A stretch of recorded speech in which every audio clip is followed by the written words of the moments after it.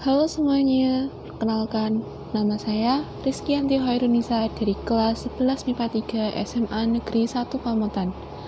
Pada kesempatan kali ini, saya akan menjelaskan beberapa materi yang berhubungan dengan perpindahan kalor.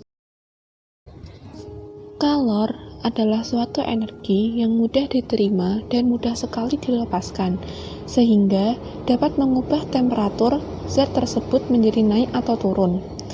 Kalor juga bisa berpindah dari suatu zat ke zat yang lain melalui medium atau perantara. Benda-benda yang dapat menghantarkan panas biasa disebut dengan konduktor, dengan contoh tembaga, besi, dan aluminium. Sedangkan benda yang tidak dapat menghantarkan panas biasa disebut dengan isolator, dengan contoh kain, kayu, dan kertas. Perpindahan kalor dibagi menjadi 3 jenis, yaitu konduksi, konveksi, dan radiasi.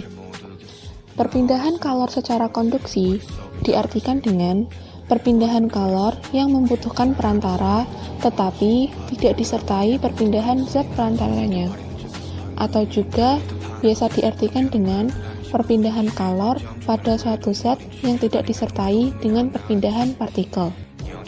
Berikut adalah contoh beberapa perpindahan panas secara konduksi. 1. Membakar salah satu ujung besi.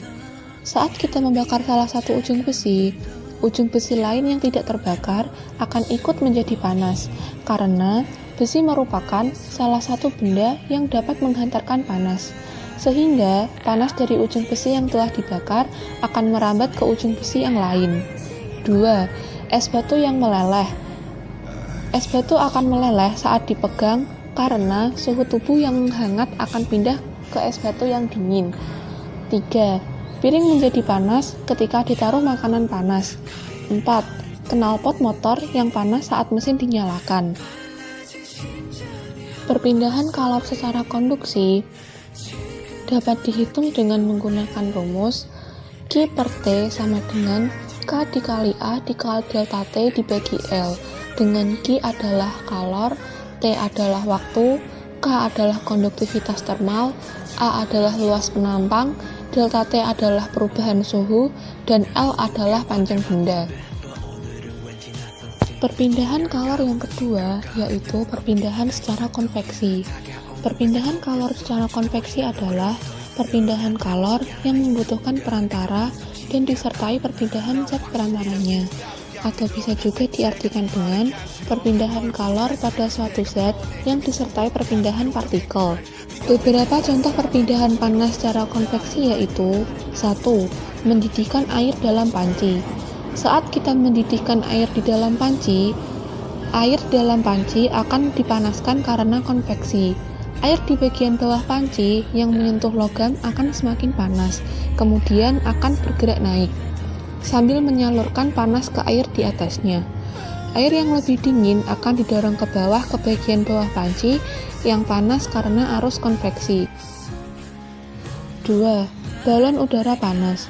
Balon udara panas memiliki pemanas di dalam balon yang dapat memanaskan udara sehingga udara bergerak ke atas. Hal ini menyebabkan balon naik karena udara panas terperangkap di dalamnya. Ketika ingin turun, udara panas dilepaskan dan udara sejuk mengalir, yang dapat menyebabkan balon menjadi turun. 3. Proses terjadinya angin darat dan angin laut. Perpindahan kalor secara konveksi dapat dihitung dengan menggunakan rumus Q per T sama dengan H dikali A dikali delta T, dengan Q adalah kalor, T adalah waktu, H adalah koefisien konveksi, A adalah luas penampang, dan delta T adalah perubahan suhu. Perpindahan kalor yang ketiga yaitu perpindahan kalor secara radiasi.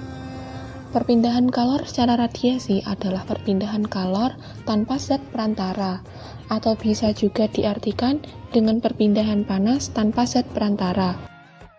Berikut adalah beberapa contoh perpindahan panas secara radiasi. 1. Tubuh terasa hangat saat di dekat api unggun.